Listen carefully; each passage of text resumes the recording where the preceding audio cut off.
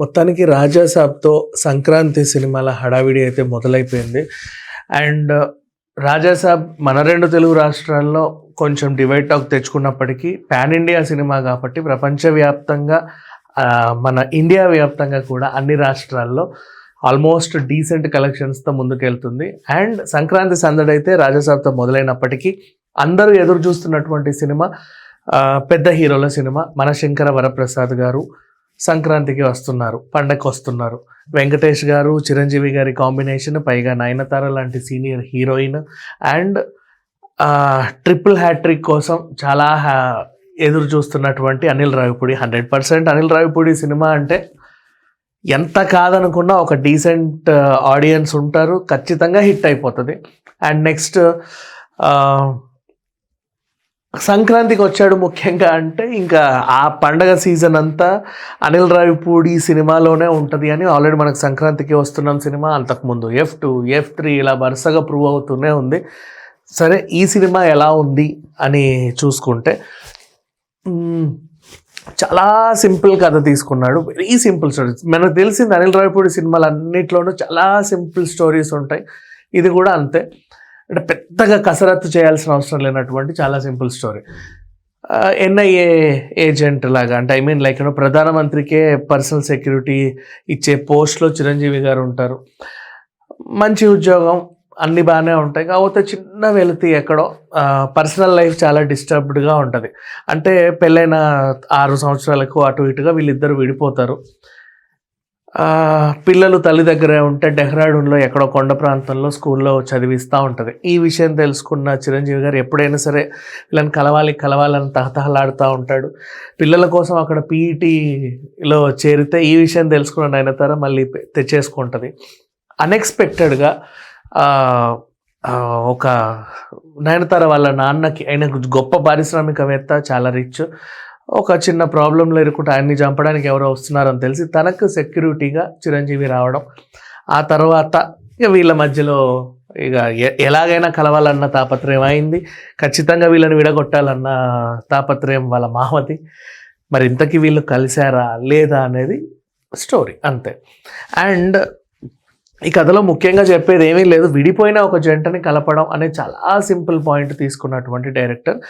అందుకే చాలా simple story కాబట్టి విలన్ పాత్ర కూడా సింపుల్గానే ఉంది, వెంకటేష్ గారి ఎంట్రీ కూడా సింపుల్గానే ఉంది. అలా అలా అలా అలా ఒక ఈజ్లో వెళ్ళిపోయింది. ఇంకా చెప్పాలంటే హీరోయిన్ క్యారెక్టర్ కంటే క్యాథరిన్కి ఎక్కువ స్క్రీన్ స్పేస్ ఉంది. ఇట్లా చూసుకుంటూ పోతే అందరూ కూడా తమ పరిధి మేరకు నటించారు. అఫ్కోర్స్ అందరూ సీనియర్ నటులే కాబట్టి, ఉన్న ఫ్యాడింగ్ ఆర్టిస్టులైనా కమెడియన్లైనా అందరూ ఇంతకుముందు పలు సినిమాల్లో చేసిన వాళ్ళే కాబట్టి అలా కూల్గా, కామ్గా, హ్యాపీగా, నీట్గా వెళ్ళిపోయింది అనమాట ఈ సినిమా. ఇకపోతే మెచ్చుకోవాల్సిన అంశం ఏంటి అంటే సింపుల్ స్టోరీ ఎందుకు తీసుకున్నారో చెప్పనా. అనిల్ రావిపూడి సినిమాల్లోనూ ఖచ్చితంగా ఎప్పుడు ఒక మెసేజ్ అనేది ఉంటుంది. ఇప్పుడు భగవత్ కేసరిలో చిన్నపిల్లలకి మనము ఆ మెసేజ్ ఇవ్వాలి అంటే అంత పెద్ద హీరోతో చెప్పించాడు కాబట్టి అది అంత బాగా వెళ్ళింది, అందరి పేరెంట్స్కి వెళ్ళింది. ఇప్పుడు ప్రజెంట్ మన సమాజంలో విడాకులు అనేవి చాలా సింపుల్ అయిపోయాయి. ఎట్లా ఎందుకు పెళ్లి చేసుకుంటున్నారో తెలియదు, చాలా గ్రాండ్గా పెళ్లి చేసుకుంటారు, డెస్టినేషన్ వెడ్డింగ్ అని చెప్పి చేసుకుంటారు. అరేంజ్డ్ పెళ్ళిళ్ళు చేసుకుంటారు, ప్రేమ పెళ్ళిళ్ళు చేసుకుంటారు. కానీ జస్ట్ 1 year, ½ year, 2 yearsలో విడాకులు అయిపోతున్నాయి. అసలు చేసిన అంటే ఇంకా ఆ పెళ్లి సంబరాలు మర్చిపోకముందే, ఆ ఫోటోలు కూడా పూర్తిగా చూడకముందే విడిపోతున్నారు. అండ్ పెద్ద కారణాలు ఉండట్లా, చాలా సింపుల్ రీజన్స్కి, ఏదో చిన్న సింపుల్ రీజన్స్కి విడిపోతూ ఉంటారు. అందుకని చెప్పేసి ఈ సినిమా కథను కూడా చాలా సింపుల్గా తీసుకొని అంత పెద్ద హీరోతో చెప్పించడం అనేది నిజంగా గ్రేట్ పాయింట్. అండ్ ఈ విడిపోయే ప్రతి జంటల ఇళ్లలో కూడా ఉండే కామన్ పాయింట్, మోస్ట్లీ వీళ్ళ పేరెంట్సే అంటే ఆల్రెడీ విడిపోయారు, కలపడం మానేసి ఇంకా విడగొడతా ఉంటారు. ఈ సినిమాలో కూడా తండ్రి క్యారెక్టర్ అలాంటిదే.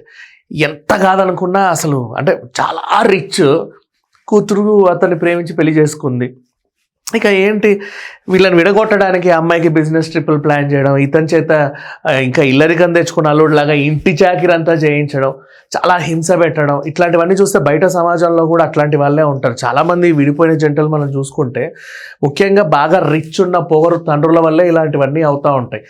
సో ఈ సినిమాలో ఆ పాయింట్ని చాలా సున్నితంగా, డీసెంట్గా, నీట్గా ప్రజెంట్ చేశారు. అండ్ అందరికి ఒక అవేర్నెస్ కల్పించారు ఇంకా చెప్పాలి అంటే.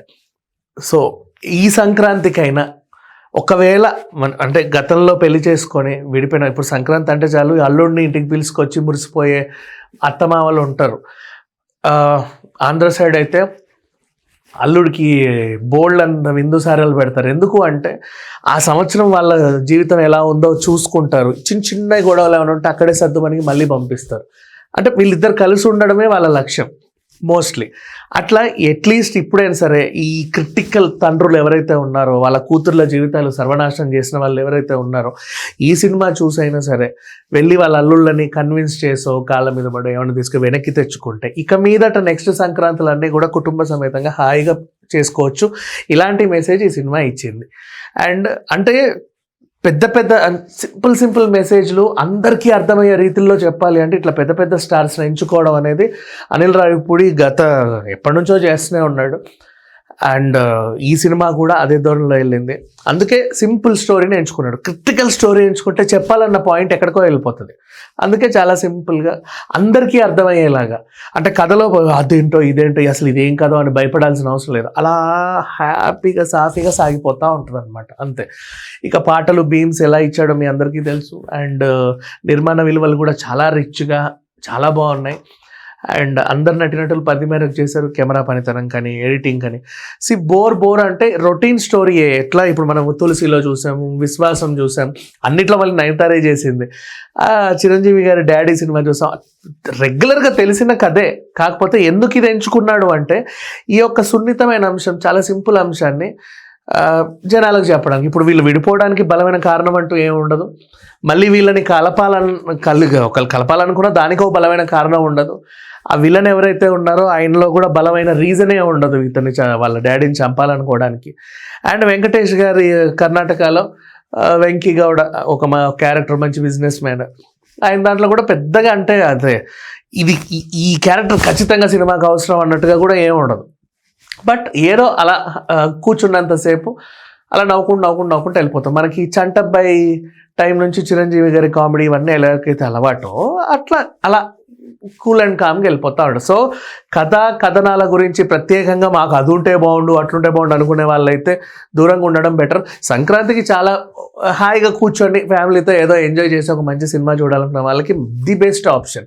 అయితే ఇకపోతే చిన్న ప్రాబ్లం ఏంటంటే ఆల్మోస్ట్ సినిమా రిలీజ్ అయ్యే టైంకి అందరూ రోడ్ల మీదే ఉన్నారు. హైదరాబాద్ నుంచి విజయవాడ రోడ్లపైనే ఉన్నారు.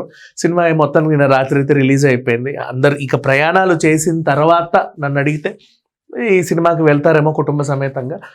సో మొత్తానికి అనిల్ రావిపూడి గారు ట్రిపుల్ హ్యాట్రిక్ కొట్టాడనే అనుకుందాం. Thank you so much.